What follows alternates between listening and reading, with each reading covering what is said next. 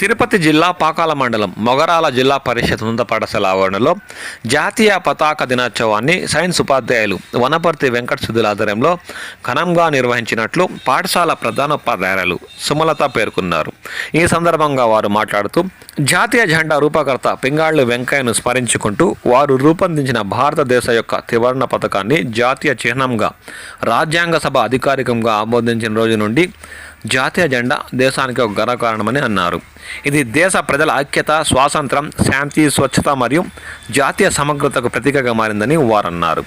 ఈ కార్యక్రమంలో ఉపాధ్యాయులు రామ్మూర్తి, సుల్తానా, ఆదికేశవులు, ప్రమోదని, విమలా, విక్టోరియా, నీరజ, బాబు, సిఆర్పి మునికృష్ణ, మోహన్ తదితరులు పాల్గొని విద్యార్థులకు ప్రత్యేక అవగాహన కల్పించారు. జాతీయ జెండాను ఎగురవేద్దాం, దేశభక్తిని చాటుదాం, జాతీయ జెండాను గౌరవిద్దాం, జాతీయ సమగ్రతను కాపాడుదాం.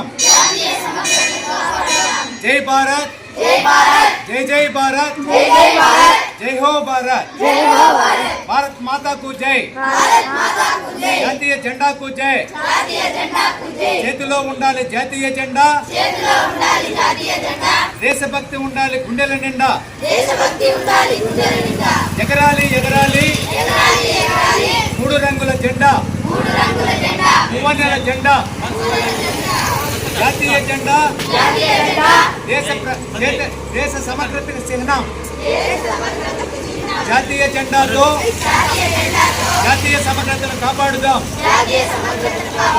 జాతీయ జెండాతో దేశ ప్రజల ఐక్యతను చాటుదాం.